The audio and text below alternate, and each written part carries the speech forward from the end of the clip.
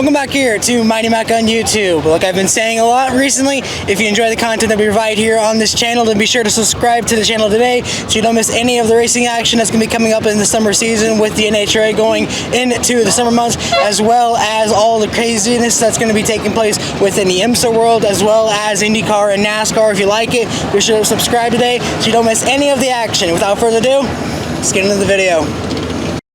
There you go, right there. Look at that. And I know you're not a hat man, but there's the hat. I got some bling there.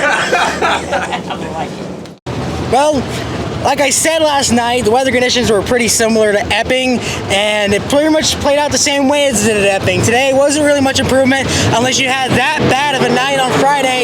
You weren't really going to move up anywhere. There wasn't any big movers. There wasn't really any big changes to the running order. So when I go through the results, you're going to see a lot of the same.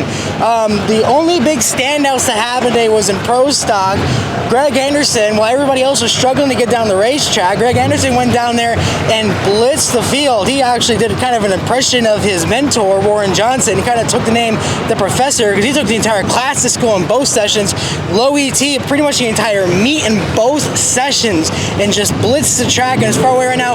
Probably the odds are in favor to win this race tomorrow, but with the weather changing, it's going to be kind of similar to this. They moved up the start time to 10 a.m., so that's going to be fun, waking up at 6 in the morning to go to the racetrack. I mean, there's no such thing as a bad day at the racetrack, except on very rare occasions, but you never like waking up at 6 in the morning, and neither of these drivers have to wake up at 4, so it's what it is. But regardless, Greg Anderson blitzing the track, incredible run for him. Same with Matt Smith, broke the track record for speed on, no, he broke the track record for ET on Friday night. Today, broke it for the speed record.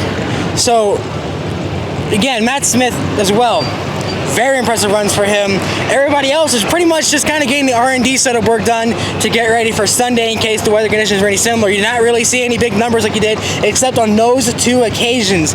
So when I look through the results, it's going to be pretty much the same. Another issue that a lot of the drivers are saying is because of the heat, it caused a lot of issues on the track with the grip. They repaved part of the section towards the end of the track, and that caused a big bump. Matt Smith likened it to a speed bump. When you hit it, it causes so much momentum shift for the bike that they struggle to hang on to it. And also when the heat gets the way it does, it expands the two tunnels that are run underneath the racetrack, and that causes another bump for them. And I saw it out there in the racetrack, and Q3 is up in the grandstands. You saw the Pro Stock motorcycles getting hang time when they hit that bump. You saw Pro Stock drivers losing the wheels because of the fact of how hard they're hitting it. Every time a funny car hit that bump in the second tunnel, the tires immediately started to spin. Same for Top Fuel, and a lot of them had to quit because of it. So a huge difficulty navigating this racetrack because of the bumps that it has. I talked to a lot of the drivers about it. You're going to hear about it later, but regardless, a lot of challenges, not just with the weather, but the track conditions themselves. Matt Smith said for that specific bump that's on the top end of the racetrack, they need to grind it down and make a smoother transition so that way they don't have that issue. Because obviously when you're having a massive bump and they like it into a speed bump on a motorcycle, everybody else can hang on to it and just lose a run, but the riders have to try and stay on the bike when they do it. So a lot of challenges to this weekend for sure.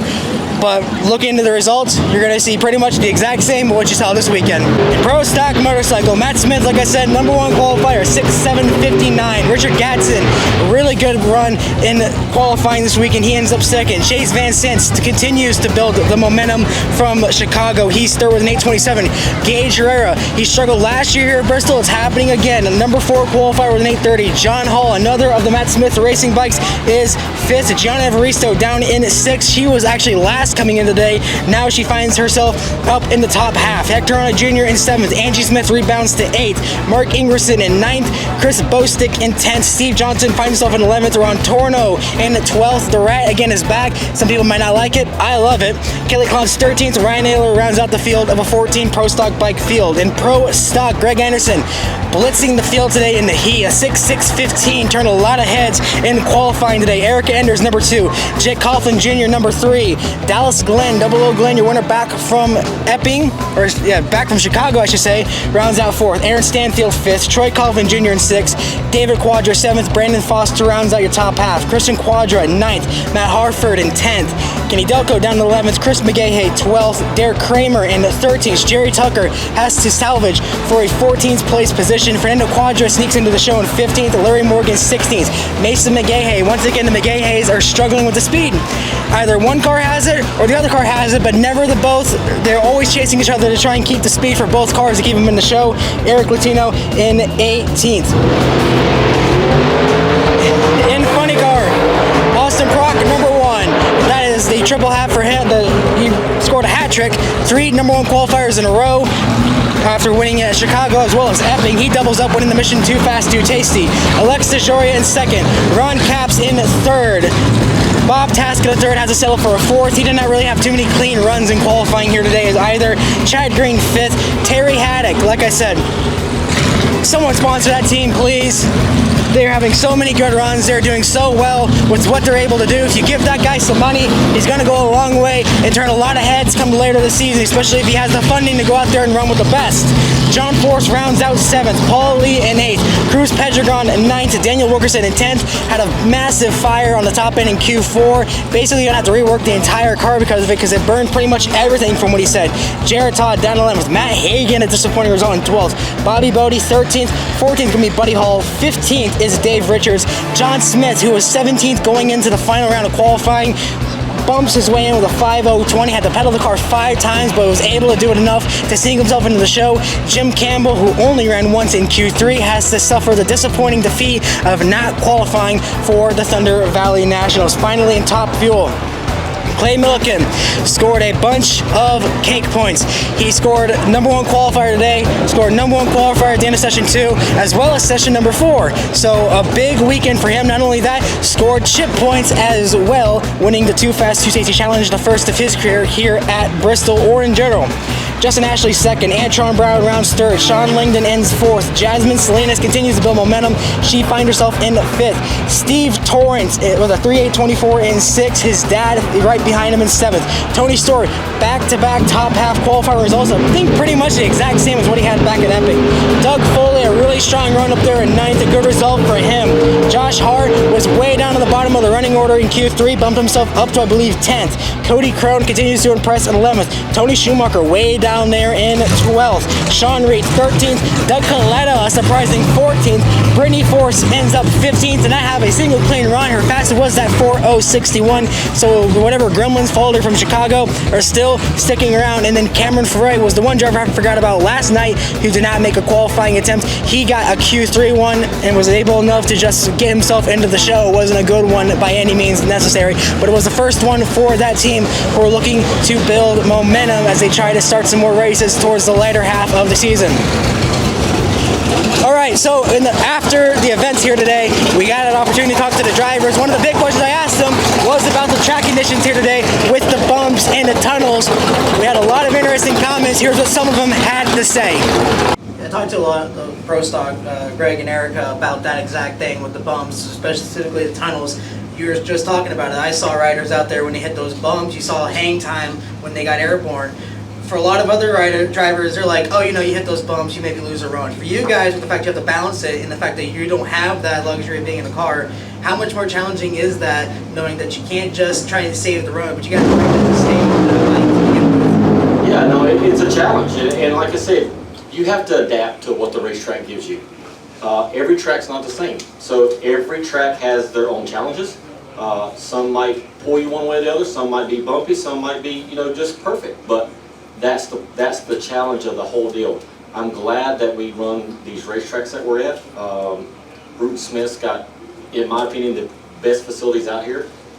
He can't help it. They can't help it. This track's bumpy. You know, it's in between 2 mountains. So, as a rider and as a class, we just got to adapt to it. And we've done the work to adapt our bikes to go over the bumps better, and it's showing off, and it's paying off. And we, like I said, we've been testing and we've been learning stuff, and I think it's showing. I was sitting up in the grandstands and I saw in all 4 classes, that second tunnel in particular is really throwing a lot of drivers for curveballs, and the bikes, they're catching hang time, and the fuel classes, they were spinning tires as soon as they hit it. How much of a challenge is that with the heat to navigate over that bump and not try and lose this car and cost yourself a run? We definitely run a different package here when we come to Bristol because we know what to expect as the track gets hotter. the weather conditions get worse, the sun beats on it, it obviously compounds that issue. And in the left lane, right as we're going into high gear is when it happens, so you have to like shift with all your might because it could, it could kind of catch it wrong or deadhead, but it definitely, it upsets the chassis, the car comes up, right, and then it hits back down and knocks the clutch out of it. So you're trying to keep your clutch as tight as you can to your engine, especially in high gear. So it kind of just, it throws a little doozy at you. So that's why everybody was picking the right lane, because it's definitely a little bit smoother. So I know conditions are going to be different tomorrow. It doesn't seem that the sun's going to be out. So we'll face that battle when we get there. But today was definitely a challenge. With that being said, with how well he's ran in the heat, does that give you kind of a bit of an equalizer, knowing how good you are this weekend so far, that he won't have that heat, so maybe you can close that gap back down to him? Yeah, but I mean, I don't really, he did a great job. I'm not taking that from him, so we'll just leave it at that. I don't really care. We're going to put our heads down and go to work. One of the things I was interested in is, even though you made it look easy, a lot of everybody else within that class was struggling to get down the racetrack, especially with the tunnel bumps that are out there with the heat that happened today. How challenging is it to navigate those bumps, especially when the conditions are the way they are? It is. It's extremely challenging, and I wish I could take credit for it, but I can't. I have 3 great crew chiefs over there that are working great together, and they're making great decisions, and they're happy with this race car right now. I can rewind and go back about 5 days ago, and my race car was not happy. We struggled with that racetrack at Epping, and we kind of came here with something to prove. We knew we had a better car than that under us, and we basically made some mistakes and screwed it up at Epping. So we fixed it here, and it made top quality runs like it had been running previous to that, and it's a dream to drive when it's like that. It doesn't happen very often, so it's a special day. So not only did you double up today, but you also now have scored a hat trick. You got 3 #1 qualifiers in a row, going Chicago, Epping to now. How much does that speak on just the performance that you have with your father and your brother, that with these various track conditions, with these various type of surfaces, you guys are still able to go out there and lay down these heater of a runs to go show the class that you're literally probably the guy to beat right now come Sundays? Yeah, that's all kudos to this team. The crew members are bolting it together the exact same way every time, and that goes a long, long ways for the tuners. If the crew's not doing their job properly, all those small adjustments, that fine-tuning aspect of the crew chiefs doesn't even matter. So it's kudos to this Cornwall Tools team, and yeah, my dad Thomas and Nate Hildahl are doing a great job. Like, they're just reading the racetrack. I'm on the radio with them, and just listening to them go back and forth and just reading the track, like that little bit of oil down that we had prior to that final round. I mean, the track was jumping all over the place, and we ended up getting into bell housing again, to make sure we made the right decision to, try and outdo force. So we got the job done, but yeah, the team's just doing an outstanding job. I mean, I don't really know what else to say. I get asked this question every weekend, and there's no really other way to explain it than they're badass. You talked last night about how important this track is to you. Aside of your first Wally, now it's aside of your first Mission Too Fast, Too Tasty win. You have this strong a weekend here. How much does that personally mean to you to get to perform well at this particular racetrack of all places? It's I said this last night, and I ain't gonna repeat, but this is my favorite racetrack on the planet, period. No matter where else I win, nothing can be any more special to me and these 3 sitting right here than what this place is. It's awesome. I love it. I love it. I do. I know that might not answer your question, but no matter what happens tomorrow, this place has just got a spot in our heart. How do you kind of manage the feelings of, hey, you won this race, you're #1 qualifier, but also you have a destroyed engine sitting in your trailer right now? The upside of that is I ain't got to fix it. I got an amazing group of kids down there, and I promise you, they're excited we won. And they've talked about, the truckload of Mission chips that are coming over. They'll take care of them. And Jimbo's like, that's the last thing I need is a pile of chips showing up, because that boy loves him some chips and salsa. I'll just tell you that right now. But they'll get it fixed up, and we'll be good for tomorrow. And Rick will be happy. Back to you, Kelly. I think Rick will be happy. Come Monday, he'll be like, whoo, we got to order what? It costs how much? We ordered how many? That's what will happen. He'll be excited, because if there's one thing that guy does, he gets pumped up. Y'all know I'm like a hamster on crack all the time. He's worse than me. He really is. He's wide open all the time. I don't think he sleeps. He drinks coffee 24 hours a day, so maybe he don't sleep. Gage rolls in at stages. He's not playing any games with Matt. Time to race. Gage got the initial move. Matt's got the better early numbers. 6:75. Hey, Bristol, your first ever 200-mile-an-hour run on a Pro Stock motorcycle. Matt Smith, 6.759, 200 miles an hour. Gage goes 685 at 197, and that's a track record, and that is a big-time run for Team Smith. Crew Chief Jimmy Prock left, Crew Chief Johnny Lindbergh right.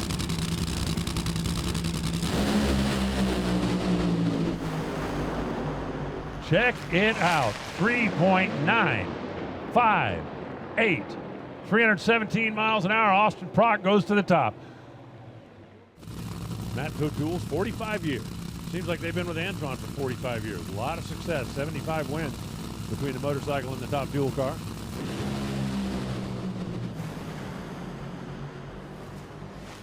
There we go. How about 3.786? 325 miles an hour, and Clay Millican takes Rick Ware Racing to the top. Who's going to leave first? Always a question. Erica's trying to improve her reaction times. Let's see what happens. Dallas Glenn by a small margin. They get to the 8th mile. The two engines buzzing past the finish line stripe. 6:64.4. It's a whole shot victory for Erica Enders over Dallas Glenn. Outperformed him. 6:64.4 outruns a 6:66.3. Speed of 207 miles an hour. Glenn got off the blocks first, but it was Elite Motorsports horsepower getting the job done for Erica Enders. Well, these Mission Too Fast, Too Tasty points keep collecting in Pro Stock for Erica Enders. The third time this season that she's won this challenge. Just presented the hat and medal by Angel Sampey, and you know how close championships can get towards the end of the season. How important are these little baby points? The points are definitely important because they all add up. I go back to 2014 for our first World Championship. Had we have lost that final round, we would have lost by 1 point. We won by 19. So all the little baby points matter, but big thank you to Mission for putting on this awesome event within an event, and it's always fun to turn on the beacon on the guard wall. You know, I've obviously we talked about it, struggling a little bit out there, but my guys are giving me a really great hot rod. This track is a home track for JHG. Nikki Johnson and Jason are here with their whole entire gang, so little moments equal big wins, so we're excited.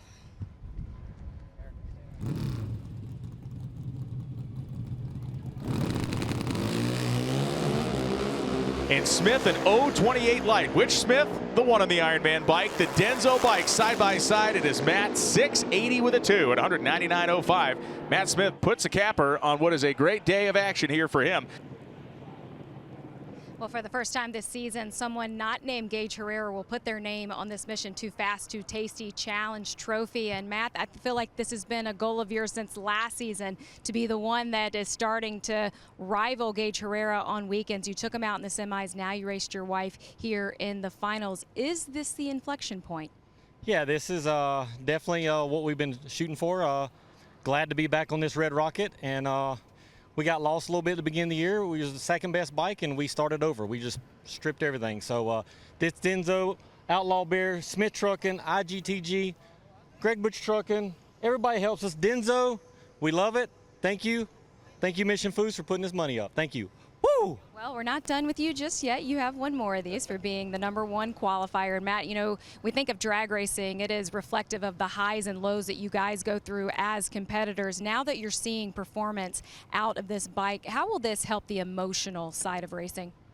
Well, our team has been working really hard, you know, and we've been down, but a win makes everything better in your camp. And this win right here, the Missions Food Battle, is huge. Now we got to turn 4 win lights on tomorrow and get a Wally. That's what we want. So this Denso motorcycle is fast, it's mean, and we're going to go drink a beer, an Outlaw beer, and eat some tortilla chips tonight.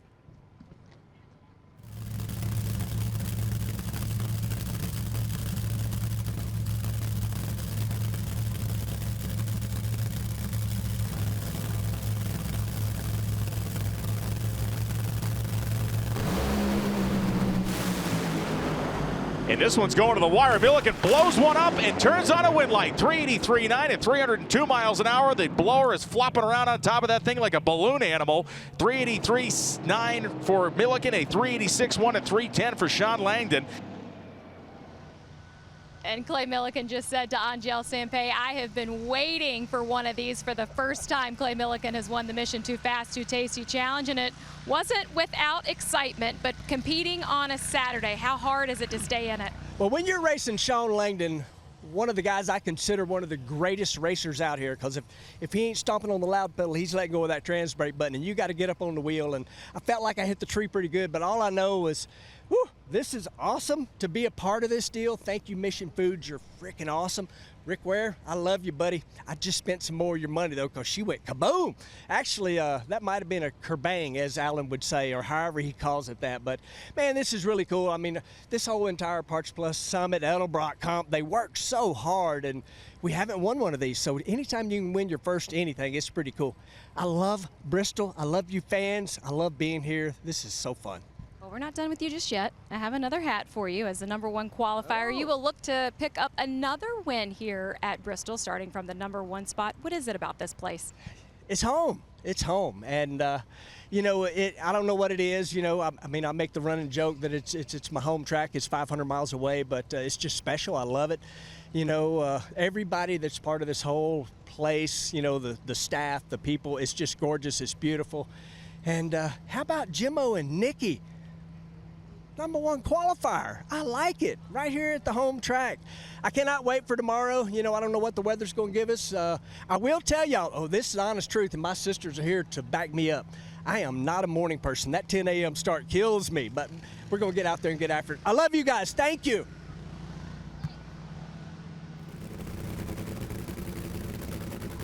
For Austin Prock, when he's shallow, he can be as good as 65 to 60.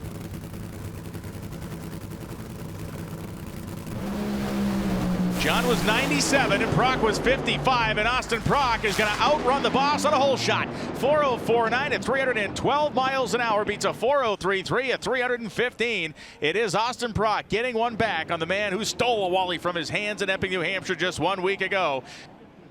And for the second time this season, Austin Prock will add his name to the Mission Too Fast, Too Tasty trophy here in Funny Car. And you get your boss back from last weekend, but is there anyone out here that you like impressing more than him? Maybe my family, but Johnny's done a lot for me in my career, and I definitely want to, you know, show him capable of winning. And if you can beat that guy, you know, you're getting the job done. So he's one of the toughest competitors out here, and I love racing him. And man, you should have seen us back in the staging lights. We were just grinning ear to ear, you know, duking it out again. He was talking a little smack, and I was just laughing. So I wanted him to join me in the interview today. I got something real important to say. I'm getting close, and that old guy, he's going to replace me. Well, I have one more opportunity for you. There is that #1 hat. You will start eliminations from the top spot. We've talked about how tricky this track is all weekend. What wins, Austin? You know, going A to B, I've been saying it all year. We got to keep doing what we've been doing all year long, making smart decisions, and I got to drive well. So we've been doing a good job of that again this weekend. Super proud of this Cornwell Tools Chevy Camaro, and I'm looking forward to tomorrow. I love these early starts. You got a little extra coffee buzz in the morning. And that is going to wrap up our content here from Saturday at the, what the heck is this called? The Super Grip Thunder Valley Nationals here at Bristol Dragway. Again, the track could have been anything in the world. It just so happened to be a drag strip, and thank goodness it is, because this is still the best circuit on the calendar, on the schedule, anywhere. This is the coolest track because of the fact you have a drag strip built into a mountain. That is so cool. We're going to be back here tomorrow, very early start time, 10 a.m. if NHRA TV. Be sure to start then. They're going to have the pre-race intros at 9 in the morning. There's going to be a very early and long day. So that's why you hear these cars behind me, because they're going to run Sportsman, just like they did last year. Running Sportsman all the way through, so that way they have the full attention for the pro categories come Sunday, which we will be covering all of it come Sunday night. So if you like the content that we have, subscribe to the channel today, like the video, comment down below, tell me who your picks are to win the Thunder Valley Nationals. Follow me on the social media pages down below, Money Mac 03 on Facebook, Twitter, Instagram, TikTok, all that fun stuff. We post posting photos all weekend thanks to Brody for the incredible work that he does. So we have some really cool photos to show off with some of the ones that you're seeing in the thumbnails as well. Shout out to our buddies over at Gutswear Racing for sponsoring this weekend. If you like diecast and F1, IndyCar, and sports cars, they're your place to go. Do not buy from the manufacturer, buy straight, support local businesses, and support Gutswear. And until Sunday night, this is Monday Mac, and we will see you next time.